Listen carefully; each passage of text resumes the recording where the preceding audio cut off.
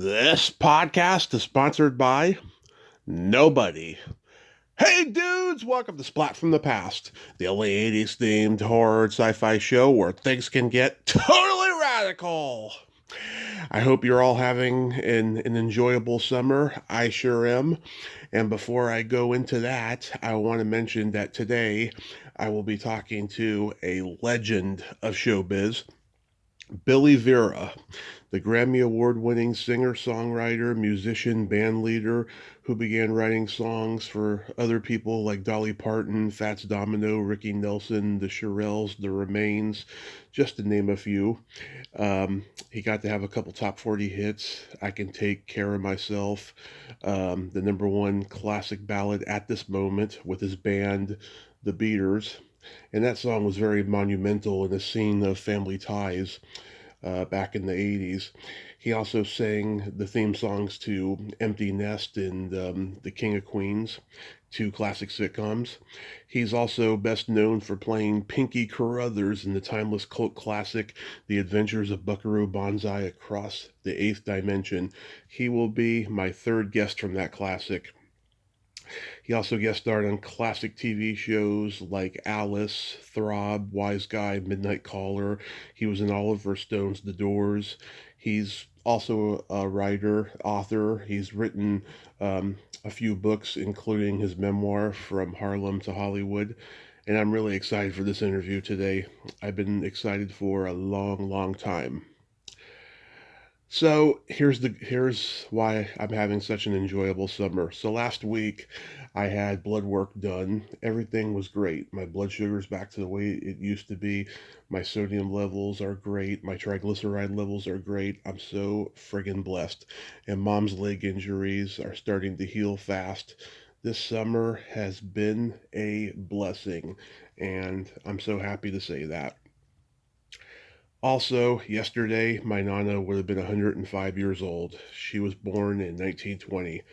Can't believe it's been 23 years since she passed. I love you, Nana. I miss you every day. Also, today, Robin Williams would have been 74. We miss him every day. It's a lesser world without Robin Williams. Rest in peace, Robin. Nanu, Nanu. So, yeah, here is my interview with Billy Vera.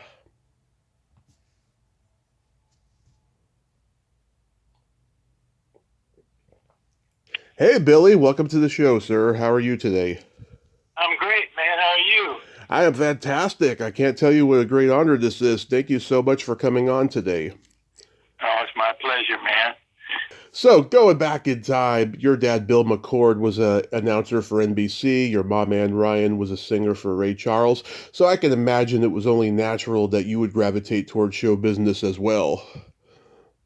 Well, sure. I grew up in it, and let's let your listeners know that it's the original Ray Charles, the guy that had the vocal chorus on the Perry Como show, not the big star Ray Charles. Oh, okay. They call them the Ray Charles singers, and they sang on a lot of records, and they sang on all the Como's records. You know, Catch a Falling Star, Magic Moments, all those. She was on those, and then she was on the show every Saturday night for several years. Yeah. Wow. And so, like, did you used to go to work with your parents? I went with my mom a few times, going back to, I remember at age 5 or 6, we were living in Cincinnati at the time, and they were both on this station WLW, which was like this huge station that could be heard from Toronto down to Brazil, you know. Yeah. And so she'd bring me sometimes with her, you know, because they weren't paying her that much money, you know. Yeah. So she couldn't afford a babysitter. But yeah, I mean, a lot of big stars came off of WLW. Rosemary Clooney, Doris Day, Andy Williams. Wow. The Mills Brothers. Yeah. All these people became famous on WLW, and because it had such a broad listenership. Yeah, wow. So, what was it about music, particularly the R&B sound, that drew you in? Well, I guess my mom would bring home records occasionally, and on this big old 78 RPM, we had a record player, and I learned how to play them. And when I was about 6, she brought home this record by the King Cole Trio, which was Nat King Cole. Right. Called the Frim Fram Sauce. And I just fell in love with that record. I think I wore it out. So Nat became a hero to me for my whole life, for the rest of his life. And I never got to meet him, but I got close enough. One of his best friends was my best friend when I first moved to L.A., a man named Paul Gayton, mm-hmm. who was the first rhythm and blues star out of New Orleans to have a hit record in 1947. So wow. Paul was my mom's age. He was born about 5 days after my mom. Wow. But he was really close with Nat. Nat used to get away from his wife. He'd go down to Paul's house to hang out. Apparently, Nat had a wife that wasn't well liked. Yeah. She thought she was better than Nat. She came from this upper class black family in Boston, and she just, had a chip on her shoulder. Yeah, had a chip on her shoulder. I don't know whether it was that so much. She just, she had an air of superiority from what people tell me. Mm-hmm. Was the guitar your first instrument? No, drums. Oh, nice. I studied drums with a drum teacher from the NBC Symphony. Because my dad worked for NBC. Mm-hmm. And then what came next? I started banging on the piano. We had a piano in the living room, and I'd bang out little songs. And then I got a guitar. I saw Chuck Berry, and that's what made me want to get a guitar. I said, I want to be him. Yeah. Like a lot of guys my age. Yeah. By that time, we were in New York, and all us New York guys that wanted to sing, we liked Frankie Lyman. Mm-hmm. He was like our hero because he was like a year older than me, and he was just a great little kid singer, Yeah. Unbelievably great. Yeah, Why Do Fools Fall in Love? That's a great song. Oh yeah. I played guitar for Ronnie Spector when she left Phil. Mm-hmm. When she went back in to start singing again, I was her conductor and actually I was her first boyfriend after she left Phil. but she told me, because she was from the same general neighborhood as Frankie Lyman in Harlem. Yeah. And she said the first time she heard Frankie, she said, I didn't know if he was a boy or a girl or if he was black or if he was white. and a lot of her singing style comes from Frankie Lyman. If you listen to that, Yeah, I could see that. Yeah. Right? Yeah. Yeah, Frankie did that. I mean, Frankie was a great singer. And Ronnie was a great entertainer and an excellent singer as well. Right. It was fun to conduct her music because her music was not, the simple, stupid doo-wop songs that anybody could play. But It was rough because a lot of times I'd be the only musician, so I'd have to rehearse these house bands in these nightclubs, and most of them couldn't read music, and it was really difficult. But I had to find a way. Sometimes I would have to dismiss everybody in the band except the drummer and the bass player, and just work with them. Try to make music out of what they were trying to play. Right. So did the Resolutions form when you were still in high school? I was still in high school. It was my last year. It wasn't really a group. My mom's vocal coach was a man named Pappy Earnhardt. Mm-hmm. And he was at 1697 Broadway, which is the same building where the Ed Sullivan, later the David Letterman Theater was. And so he introduced me to this guy upstairs who was a manager. And the guy listened to me sing, and took a look at my pictures, and he said, "Yeah, I can make a star out of you, kid." So he had a bunch of acts, a bunch of doo-wop acts. He had the Earls, the Dubs, the Del Satins, all these really good groups. And I would go down there after school. I'd get on the train, I'd go down there and hang out in the office, hoping something would happen. And one day, this guy brings in a song, and he said, "I need somebody to sing it." So the manager, he said, Jim Gribble was his name. Mm-hmm. He said, "Oh, okay, Billy, you see if you can sing it."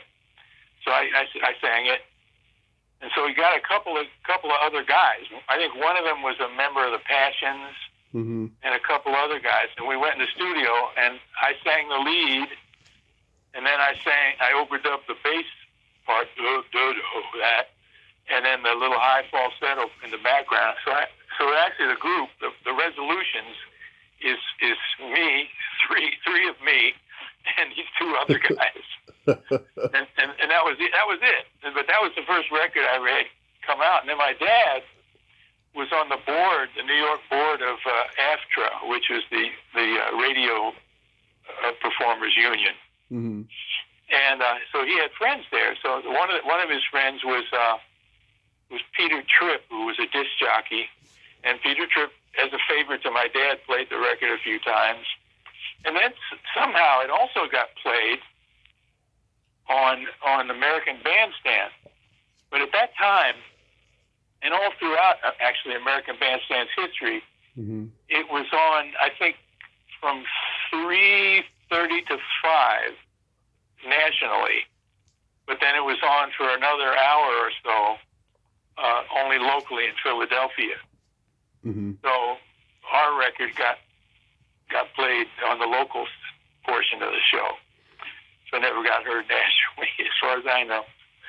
So that was really kind of a big nothing, but it was a start, Yeah. They'd send me out on to these church dances, Catholic church dances. They had what they called record hops.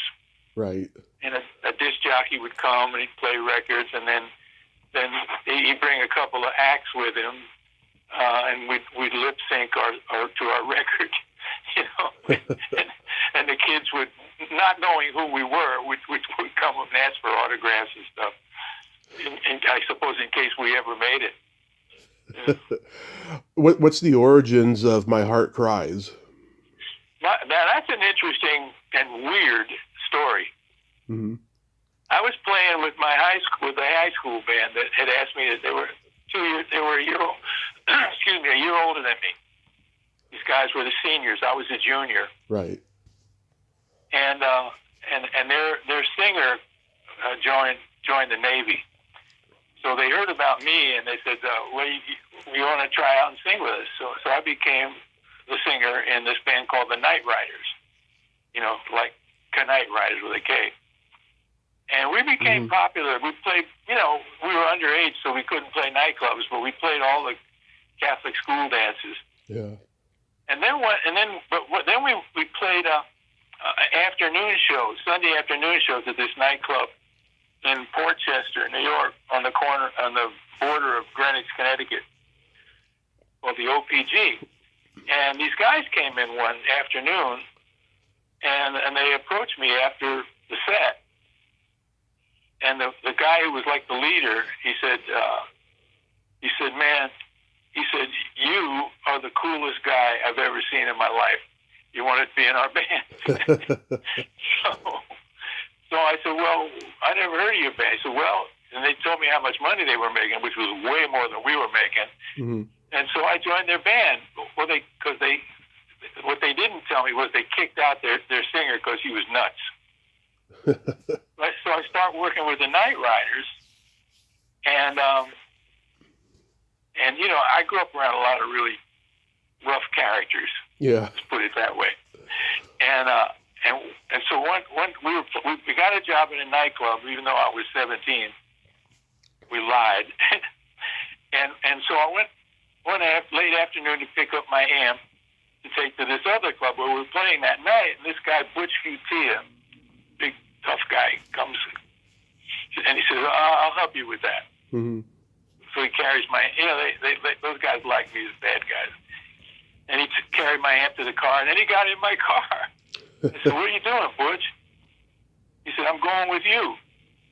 And so the whole night, he stands on this right next to the stage, right next to me. And I thought it was kind of weird. And I found out later that the singer that I replaced had asked a friend of his from Yonkers to throw acid in my face because I took his job. But once they saw Butch up there, nobody was going to go up against him, so nothing happened. So anyway, so after a while, the same singer, I guess as trying to make amends, he came to the band. He said, I wrote this song for Billy to sing, My Heart Cries. Mm-hmm. And so we listened to it just to be polite, and it was a great song.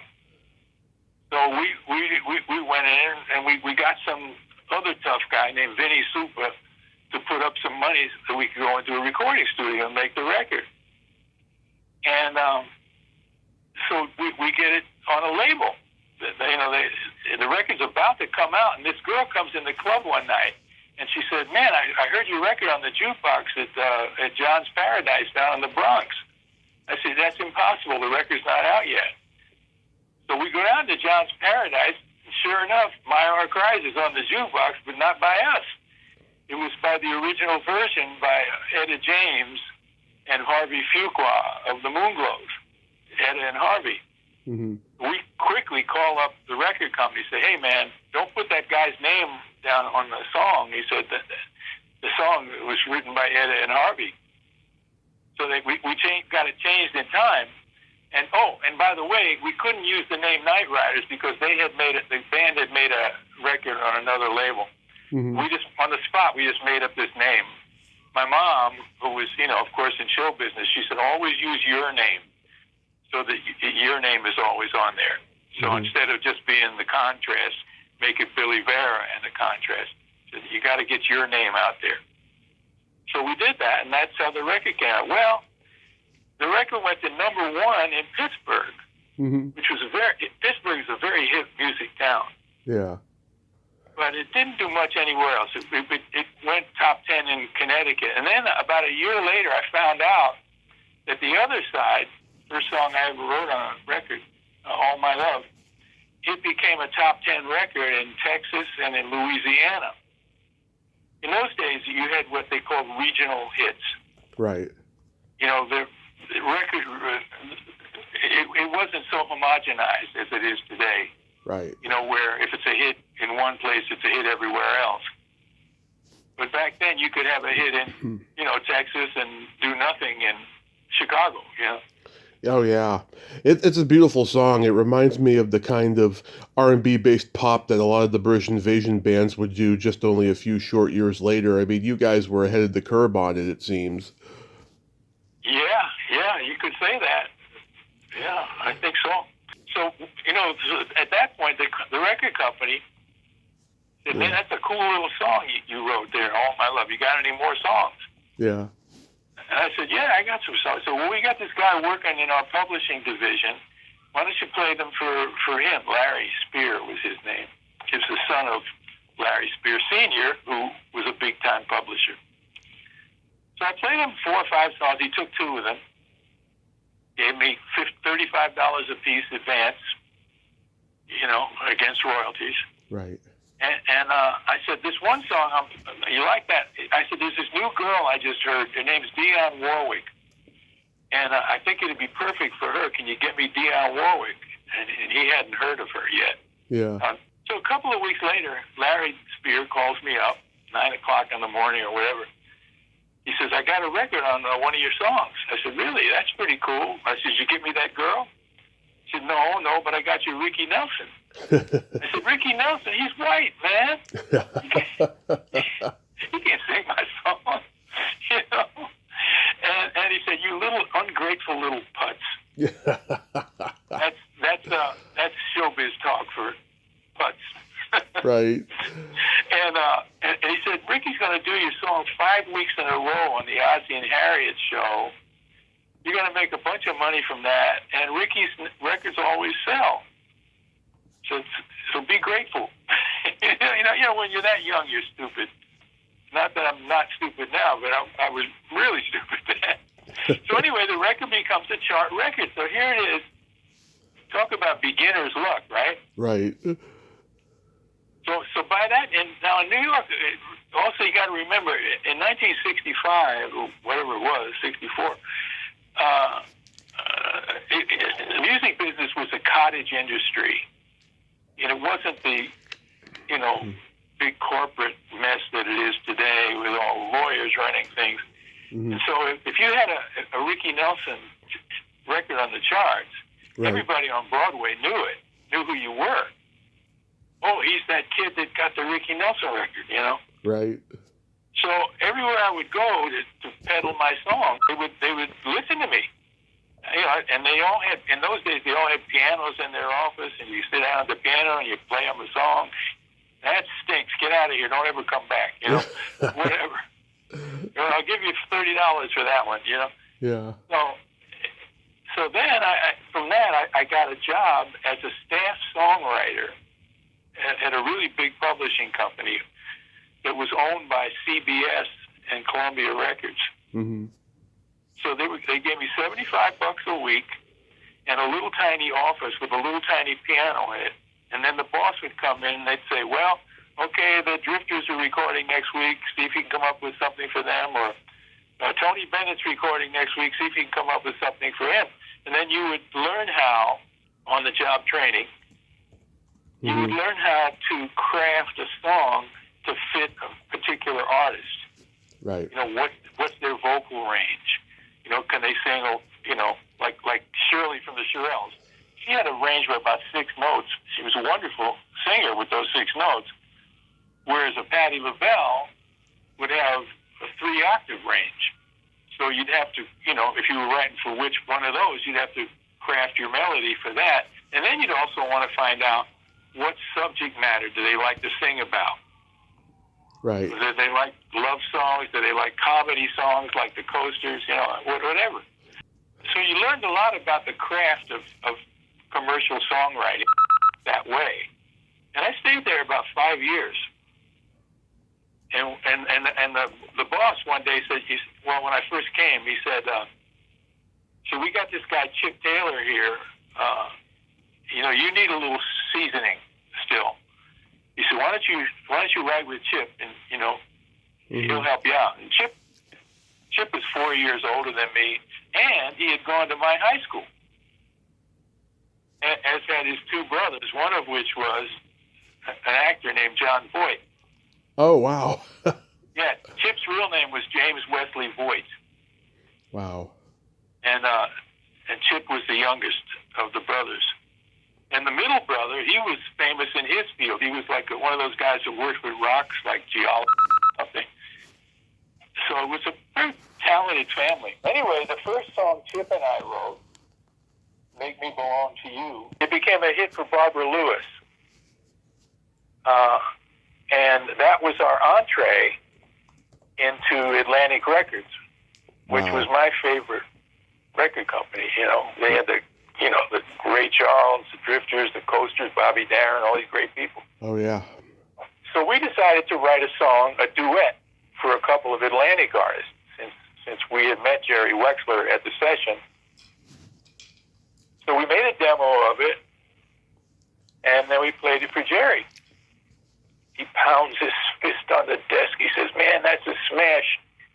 He said, get rid of the girl in the demo, and I'll record you on Atlantic Records with this song. Just get another girl.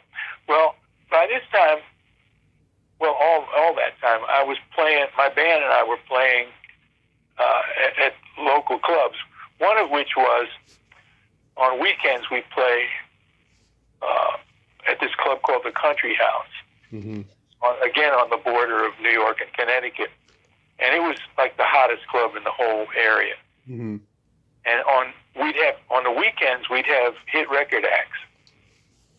You know, like maybe a Friday night would be Patti LaBelle and the Bluebells. On Saturday night would be Little Anthony and the Imperials, and we would back them. Yeah. So I became friendly with all the acts. And so I thought that a girl, one of the Bluebells, Patty's voice I thought was too high to blend with mine. So one of the girls, Nona Hendricks, I called her up and said, hey, you're on Atlantic. You want to make a record with me? I'm going to record for Atlantic. She said, yeah, sure. So she came up and we recorded Storybook Children. Mm-hmm. Then their manager gets into the act and he says, well, if Billy and Nona have a hit, she'll quit the group and then we'll be screwed and blah, blah, blah. So, and Patty said, no, let them do it. She says, because our music is too hard to play and none of the bands can play our music. Billy can play our songs, our hardest songs. This way we could have Billy as our guitar player, and then Billy and Nona can do their hits, and we can do ours. You get more money for the group. He couldn't hear it, Yeah. So we had to audition about 20 more girls. And finally, we were about to give up, and Wexler says, hey, we just got this girl, Judy Clay. Why don't you give her a listen? She's a little rough around the edges, personality-wise. But she's a great singer. So she comes up to the office. She walks in. She looks like she's about 14 months pregnant. and an attitude the size of Wyoming. But she sang her ass off. And so when she left, they said, well, she's great, but do you think you can handle her? I said, I got a sister like that, man. I can handle her. Yeah. So when Judy and I became great friends, because she trusted me, and we made this record, and unlike most records which take off, in the small towns, this one started out in New York for some reason, and nobody knew our racial makeup because there was no photographs. In those days, you didn't do an album right away. You did a single, and if that sold, then maybe they'd let you do an album. So we get a booking at the Apollo Theater, which was a dream come true for me because I was a customer at the Apollo, man. Mm-hmm. I saw it. I was there the week James Brown recorded that famous live album. Wow. Yeah, greatest show I ever saw in my life. That must have been thrilling. Was that your first concert? I don't honestly remember. Because I would go there periodically, and I'd see. Because I worked a lot at night with the band. Mm-hmm. So if I wanted to go to the Apollo, I'd have to go on the afternoon shows. Yeah. But the James Brown show I saw at night, and it was sold out, of course. Mm-hmm. Yeah, it was. I can't even describe how great he was at that point in his career. So anyway, the way the Apollo worked then, it was you worked a 7-day week, 5 shows a day, and there might be 7 or 8 acts on the show. So and the new show always started on Friday morning. Mm-hmm. So Thursday night, after the last show of the previous week, you'd go up there and rehearse your songs with the house band, which was a great band, about a 15, 16-piece band that they had, led by a man named Reuben Phillips. So we go up there to rehearse, and the stage manager is a guy named Honey Coles of the famous tap dance team, Coles and Atkins. Mm-hmm. And he looked at me, he says, Harlem hasn't seen you yet. Yeah. Meaning, because they heard the record and they didn't think I was white. They thought I was black. So he says, so he put us on second, which is not a good spot. Yeah. And that's usually reserved for new acts, which we were, Mm-hmm. or acts that are untested, or the weaker acts. And then it gets better star. The opening act is always a highly choreographed, usually got a dance steps and what they call a flash act. So we go on second, the first show we play, and we killed it. Mm-hmm. They loved us. And so after the show, he comes up to to the dressing room. He says, well, I'm changing up the show. He says, I'm going to put you all on right before the star. He says, because ain't nobody going to follow you two. And that became our spot. You know, and we went over great. And Judy was related, not by blood, but to the Drinkard Singers. She had been a member of the Drinkard Singers gospel group, which Lee Drinkard is the mother of Dion and Dee Dee Warwick. Right. And Lee Drinkard's sister was Sissy Houston. Right. Drinkard, who is the mother of, at that time, Little. And one night we're playing up there, and it became a big deal. Like, you know, they got this white boy up there singing in the Apollo, man, with this black girl. They're amazing, you know. Mm-hmm. So one night we get off, we walk off stage, and there's Sissy with little 4-year-old Whitney in her arms, and tears are flowing down Sissy's cheeks. Right. You know, this was in the eyes of black people at that time, 1968. This was a big deal. Right. And this was a month. Don't forget, the first time we played there was in May, a month after Martin Luther King was killed. So they were worried that people wouldn't accept us, because there was riots going on across the river in Newark, New Jersey at that time. I mean, they were burning down the city. But all was well at the Apollo, and we were getting standing ovations and all that. You know, so we were. In fact, they liked us so much they had us come back in July. Wow, that's amazing. Yeah. Now, 20 years later, mm-hmm. I'm producing Lou Rawls. Uh-huh. And Lou has a benefit to do up at the Apollo. So we go up, I go up there with him, and go in the back stage entrance, 126th Street, and the little vestibule there, the old sign was there that I wish I had it. I wish I could have stole it. It says on it, please do not ask for passes for your friends. If your friends won't pay to see you, who will? And that was a great lesson, you know? Yeah. So the little vestibule was packed shoulder to shoulder with mostly men, older black men. Yeah. Including a man named Ralph Cooper, who was a well-known actor in black films. Mm-hmm. And also the sort of unofficial mayor of Harlem. So he's talking to Lou, he's looking over Lou's shoulder, and he keeps looking at me. And now, 20 years later, you know, I put on a couple of pounds, I lost much of my hair, I didn't look like the same 23-year-old Billy from back then. Yeah. And then he finally dawns on him who I am. He says, Billy Vera. He says, come over here, boy. And he throws his arms around me. Mm-hmm. And he says, I want everybody in this room to know who this man is and what he did for our people. He says, your picture with Judy Clay is down there in the lobby of this theater, and it will always remain there. And man, I tell you, I almost lost it, man. Mm-hmm. You know, I was like fighting back tears, because you know, at the time, I didn't think in terms of we were making some great social statement or any bullshit like that. Right. You know, we just wanted the girl that sounded the best. You know, we didn't care what she looked like. So, you know, to think 20 years later that we had done something that mattered, you know, it was kind of surprising to me. You know, I don't know how else to put it, but that was that. Yeah, it's something to be proud of. Fast forward to 1987. Are you still amazed that you had a #1 hit with At This Moment? Yeah, because when I wrote it while I was still living in New York. I didn't come out here till 1979.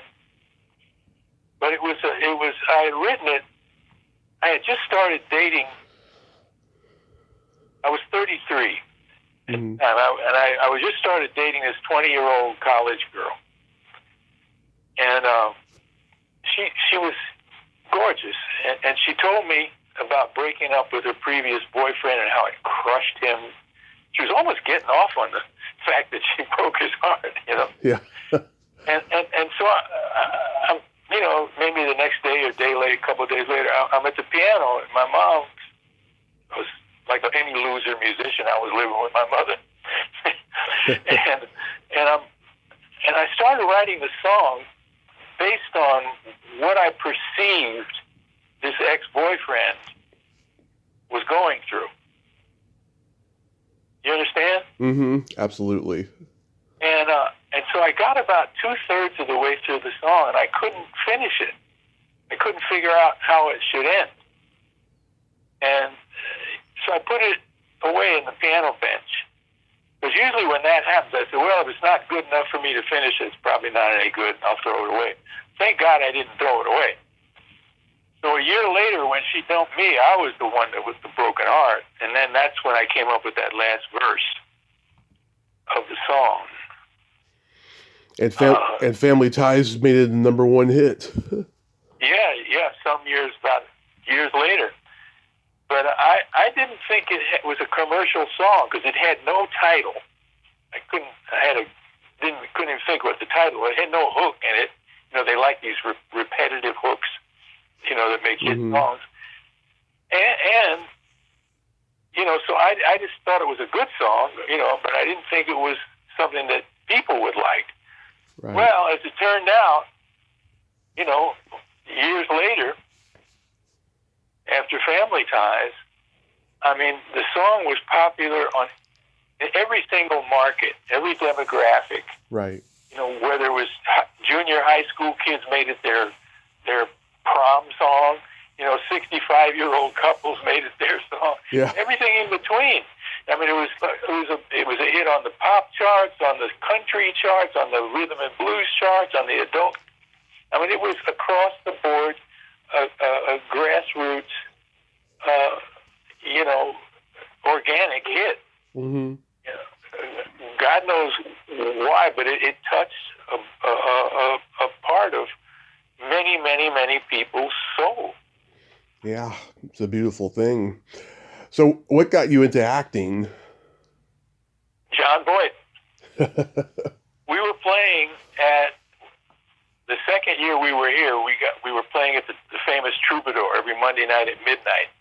Worst night of the week, worst hour, and we were packing them in. We had become, for some reason, the hottest band in L.A. And one night, John comes in with his acting coach, David Proval, who you might remember from The Sopranos. Oh, yes. From Mean Streets. Yep. So they come in and they come backstage after the show. John says, man, Billy, I haven't seen you perform in about 10, 15 years. He said, you're doing something amazing up there. I said, what do you mean, John? He said, well, most singers get up on the stage. Hey, L.A., how are you? Hey, everybody, clap your hands, come on. All the bullshit. Mm-hmm. Showbiz jive. Yeah. He said, you don't do that. He said, man, you're doing something so honest, so authentic on that stage. I've never seen a singer do that. He said, you should try acting. I said, John, come on, man. I said, I'm not good looking like you. He said, you ever heard of James Cagney? He said, come to David's class. And John could be very persuasive. Yeah. So I go there. And the first thing I see is these two guys up on stage working out. Chris Mulkey was one of them. The other guy's name was Rocky Echeverria, who became Stephen Bauer. Oh, yeah. Yeah. And these guys, I said, wow, this is real. These guys are doing something really honest up on that stage. Wow, I want a piece of that.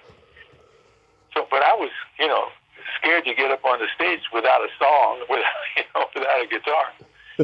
And so I didn't go up I went for about 3 weeks before I would get up on the stage.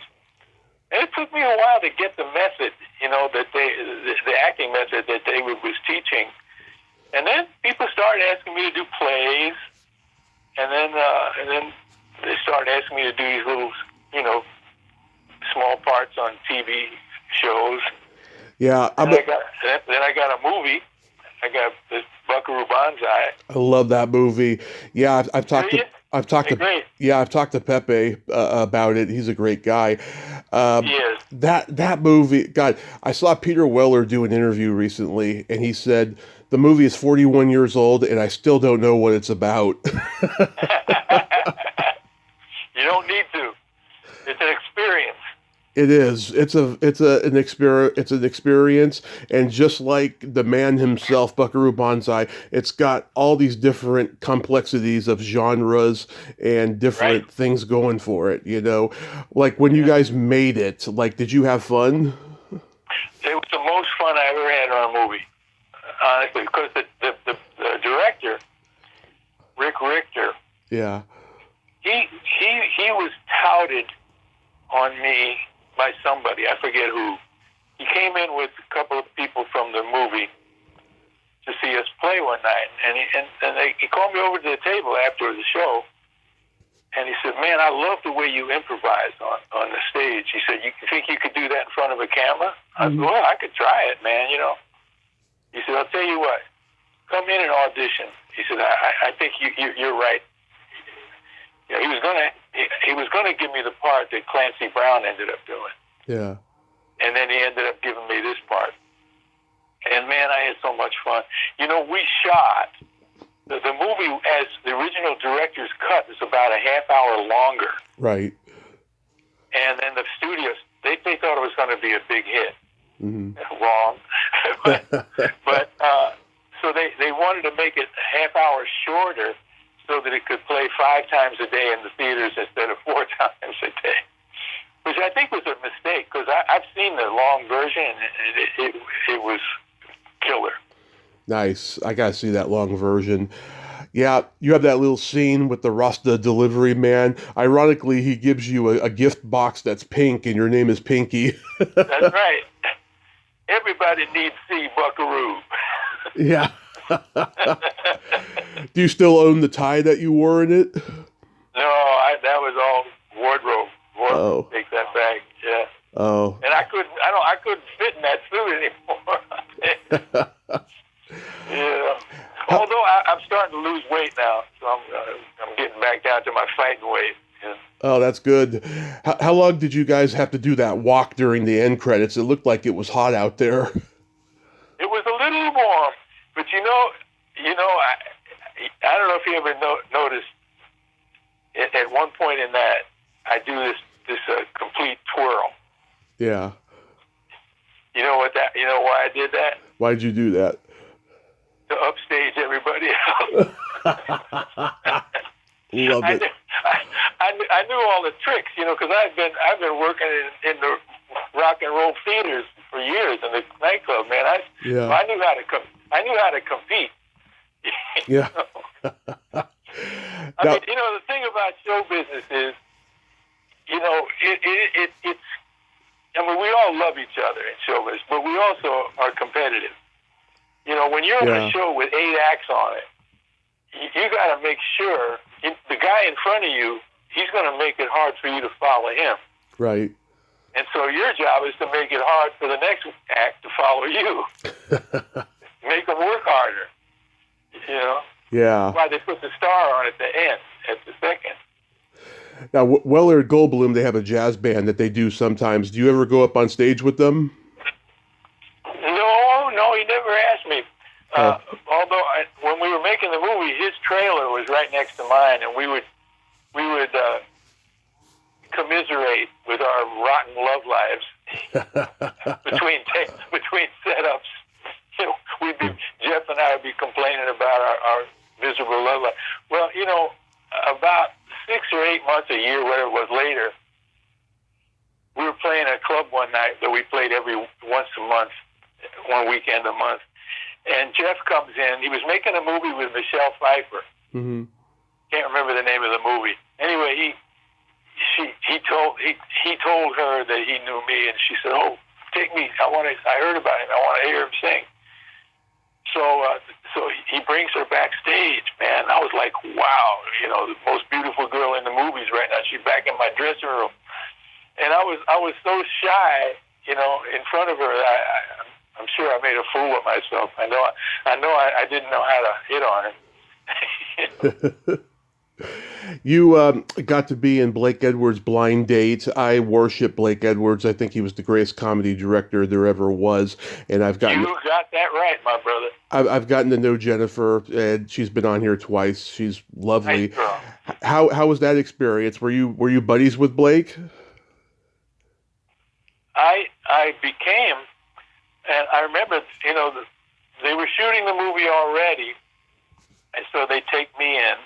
Mm-hmm. Meet him, and they're doing a setup for a scene with Kim Basinger, mm-hmm. and so he has time to talk to me. So he said, I love music. He says, Julie and I, we used to go to all the clubs when all these clubs were down on 8th Street in downtown LA, which is where all the jazz clubs were. I said, wow, I didn't realize you've been with Julie Andrews that long. Mm-hmm. He said, yeah, man, I've been banging Mary Poppins for a lot of years. So I knew intuitively that this was a test. So I immediately said, yeah, that must be really something, man. What does she do? She gets up on the roof with that little umbrella and then jumps off and lands on your face? And, yeah. and he looked at me, and he points his finger at me. He says, you are a sick man. He said, we're going to have a lot of fun on this movie. I love it. And he was great. He lived up in Malibu, and yeah. he hated traffic, so we never worked past 4 p.m. Wow. How was guest starring on Alice? I think that was my first one. Mm-hmm. I played cop number 3 or something like that. Yeah, and I think you guys do a doo-wop number or something. Something like that, yeah.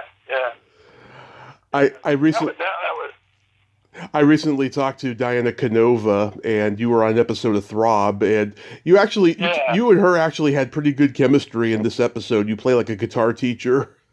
Yep. I liked her. She was a nice girl. Yeah. There's not a lot of time to talk because they shoot those sitcoms pretty fast. Mm-hmm. So you get, it's not as bad as a soap opera where you do 1 take, 2 if you have to cry. Yeah. But it's almost like that. How was guest starring on Wise Guy? That was great because it was a well-written, well-rounded part. And how I wish I could remember the name of the casting lady, April somebody. Mm-hmm. So anyway, I go into audition for that, and she said, yeah, great. She said, I'm gonna bring Stephen Cannell, mm-hmm. and who was the producer, and she said, and so he came in and I read for Stephen, and he said, great. He said you got the gig, which they never do. They usually they audition like 30 people or whatever. Right. And they let you know a couple of days later. He said, no, give the part to him. And he walks out, he leaves. She says, thank God he liked you. She said, because you're the only one I brought in for this part. He said, you're the only one in town that can do it. He said, I needed an actor that could really act and a singer that could really sing. He said, there's not a lot of those. So, yeah, it was great. Everybody was so nice. The guy that strangled me, Dan Loria, was a friend of mine, as it turned out. Yeah, he did the Wonder Years. Yeah. He had come to the club to see us, before we left to go up there. And, he had one of those conversations. Yeah, what are you doing now? Well, I don't know. What are you doing now? He said, well, I'm going up to Canada to shoot this show. I said, really? I said, so am I. I said, what are you shooting? He said, Wise Guy. I said, holy shit, I'm going to shoot Wise Guy too. He says, "Oh, you're the one I get to strangle." When I was 5, me, my mom, and my grandmother watched the premiere of Baja Oklahoma on HBO. They're both country music fans. How was working with Leslie Ann Warren? That was she was a little troubled at the time. Okay. I think she was going through something. I know the day we shot here in L.A. and we also shot in Texas at a nightclub, like a nightclub that covers a whole city block, Billy Bob's famous club. Mm-hmm. And we had about 1,000 extras. Anyway, the day I got there, I get a phone call at the hotel from the director, Bobby Ross. He said, "Can you get over here to the studio?" He said, I'm trying to get Leslie to sing, and she's intimidated because she got to sing with you and Willie Nelson. Yeah. She get over it, get over here and make her feel comfortable. So I go over there and I knew what was going on. And Leslie could sing, but in that Broadway sense. So I think she was intimidated because me and Willie, we sing in a different world than what she's used to. Right. So I think it made her nervous. So I ascertained, use my big words, that was what was going on in bed. So I said, Bobby, shut off the mic. I'm going to go in the booth and have a little talk with her. See if I can calm her down. And so I said, "Oh man, Leslie, that's a beautiful blouse. Wow, love your hair. Mm-hmm. You really look great today, man. Can't wait to do this song." I was just sweet talking her, and it worked. And she sang beautifully. So sometimes you gotta, in show business, you gotta really be able to improvise. Yeah. I find it ironic you were on an episode of Midnight Caller because Gary Cole, when he played Mike Brady in the first Brady Bunch movie, he said Buckaroo Banzai's classic line, "Wherever you go, there you are." There you are. Yeah. What Midnight Caller? Remind me of that one. That was the series up in San Francisco where he's like a radio disc jockey. I was. No, Gary Cole plays a radio disc jockey on that show. Oh, okay. I remember the title. I just don't remember what I doing it. Yeah, I couldn't tell you. How about Oliver Stone's The Doors? Oh man, that was a trip. We shot. I played the promoter of the infamous concert where Jim Morrison exposes himself. Right.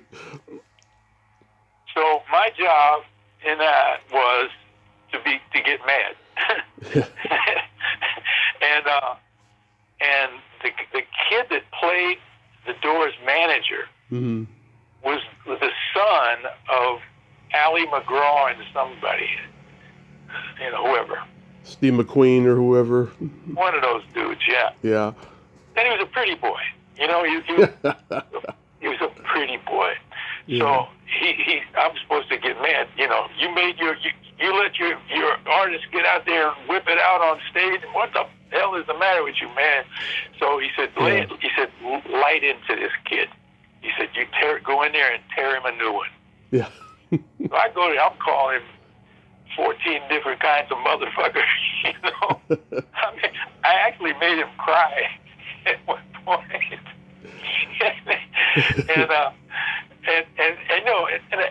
So I had to keep improvising because Oliver Stone didn't say cut. He must be a sadistic dude because he just kept going and going while I'm wailing on this poor kid, verbally. Yeah. And finally, I mean, I'm sure he had minutes more than he needed, for the piece of film he was shooting. Right. But he just kept going. And so after we shot the scene, he comes out to my trailer. He said, "You were great. I couldn't. couldn't bring myself to stop you. You know? He says, you were great. I'm going to use you again in another movie. Well, I'm still waiting for that phone call. Yeah. Actually, it was Robert Evans' son, Josh Evans. That's who it was. That's right.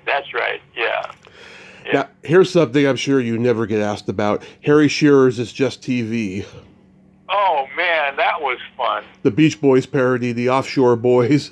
The Offshore Boys, that was great. Yeah, I love that. Harry had a radio show Mm-hmm. on the local KCRW station here, on the college station. And my radio show followed his. Yeah. So we got, semi-friendly. And so he asked me to be one of the Offshore Boys. Yeah, with Archie Hahn, who I've talked to. He's a great guy. Right. I forgot him. He was very nice. Yeah. Yeah. And Dennis Dragon, I don't know whatever happened to him. But, No. yeah, there's a part where... Harry's a brilliant guy. Oh, yeah. God, he's one of the greats. Yeah, just the fact that they're like, they're doing something with a dead bird and you're like tasting it. That's hilarious. Yeah, I mean, a lot of the stuff we did was improv on that thing, but it was, he knew what he wanted, but he also knew how, and that's what made him so brilliant. He knew how to let you go. He sensed that you would know something to do, know the right thing to do. Yeah. Here, Steve Bender's Father Guido Sarducci goes to college. Steve was my manager for a while. Wow. And is still a friend. He's a great guy. I've talked to him. Oh, wonderful man. Wonderful. Smart. He's a really good guy. Unfortunately, during the period he was my manager, his directing career started to pick up. Mm-hmm. And so the management aspect was laid on to this woman that worked for him who had no business in that business. Yeah. She almost single-handedly destroyed what was left of my career at that time. Yeah, I asked Steve about this, and he said, "Wow, nobody ever asked me about that, and I'm happy to talk about it." And he concluded by saying Don Novello was a brilliant man, his own worst enemy, though. That's so often the case, isn't it? Yeah, I mean, geniuses can be their own worst enemy. So this Saturday, July 26th, you'll be playing at the Majestic Ventura Theater. Do you still enjoy playing live? Very much so. It's all what I've done my whole life, Mm-hmm. The applause is addictive. Mm-hmm.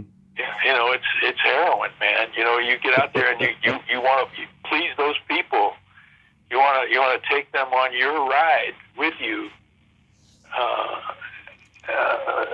emotionally, and all the different aspects of you. And I'm still learning. I had, for the first time recently, first time in my entire career, I had laryngitis. Mm-hmm. I'm still about 95% better. So I came back last week and did a performance at Herb Alpert's Vibrato, mm-hmm. great club. And I said, there's no way I can hit the high notes at the end of at this moment.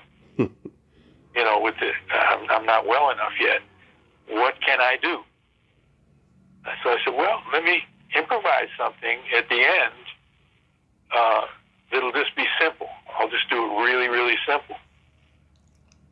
Because the way that the high notes at the end, that wasn't part of the song as written. That was something that evolved in performance. When I started performing a song. Mm-hmm. So anyway, so I did that, and guess what? I got more applause for that song than I do when I hit the high notes. It just shows you, just when you think you know everything about show business, you learn something new. Yeah. And are you working on any new music? Are you working on a new book? No, I'm not. At the time, I got, I, you know, I, I with people for years asked me to write a autobiography, Mm-hmm. and I said, well, it's going to be hard. I mean, who's going to buy a book by me? Yeah. I'm not well enough. My lawyer at the time, who passed away, God bless him, he hooked me up with a couple of, book agents, Mm-hmm. and they just both said, well, you're not a big enough name. Publishers can't sell enough books. So, I said, well, yeah. So I agreed with them. I'm not one of these typical performers that thinks the world revolves around me. Yeah. So anyway, my friend Pamela D'Amico, she's a great, actress, singer, and one of the great go-getters of all time. She said, go ahead and write the book. She says, I'll sell it. And she could sell snow to Eskimos, And so I said, well, why not? It'd be a good exercise, because I write a lot of things. I write essays and liner notes for albums. Mm-hmm. I've done a couple of hundred of those. And, so maybe I could write something as long as a book. I just sat down and I did it, And luckily, I had my old date books. When you read most people's self-written biographies, there's a little bit of, more than a little bit of, the way they wish it was. So, but I was determined. I'm a nut for accuracy. Mm-hmm. So I had every date. Yeah. Every place I played, I could tell you, it's all there in the book. So I finished it, and she loved it. And Tamla went out there, and she got me a publisher, and they gave me an advance even. So yeah, and they did a good job. They made the cover look beautiful, and the book was very well received. Interestingly, one of the reviewers for the Wall Street Journal, so he had all the fact checkers and all that. Mm-hmm. Where he was, he read the book, and he wanted to find out more about the girl I wrote At This Moment about. Mm-hmm. So he had his staff track her down. Well, she had died the year before, and but he did contact the husband. She, obviously eventually got married and had a couple of kids, and the guy, the husband, said, "Yeah, oh yeah. Do you know that song is written by your wife? When she was a college girl." Mm-hmm. He said, "Oh yeah." So he said, and he reminded me, because when the record first came out, when the album first came out, I asked the guy to write her name in the wax, in the out wax. So he knew that, and he said, yes, she was very proud of herself, like any good little narcissist would be. Yeah. Billy, this has been a tremendous honor. Thank you so much for coming on today. Oh, my pleasure. Thanks for having me. Yes, and I hope the show is a great turnout for you, and you have a great rest of your summer. Be safe out there. Thank you. Well, I want to compliment you, because you got into areas that most interviewers don't. I'm glad. Like, I got to talk about some different stuff this interview, so thank you for that. It's my pleasure, sir. Have a great day. Okay, Tommy. Bye-bye. Bye-bye. Well, there you have it. Billy Vera. Ain't he a cool dude? Oh my God. That guy, I could listen to him all day. He's a great storyteller, and I'm so glad I could give him, more questions that, or actually, I should say, newer questions than what he's used to. That was fabulous. And I'm so glad that we could have that talk today. Wow. He should write a book. Oh, wait, he did already. Go check out From Harlem to Hollywood, his memoir. Go buy it off of Amazon. And I will certainly do the same because, man, that guy's got great stories. Well, until next time, this is Tommy Throwback Kovac saying there's no shame in living in the past because the present sucks. Later, dudes.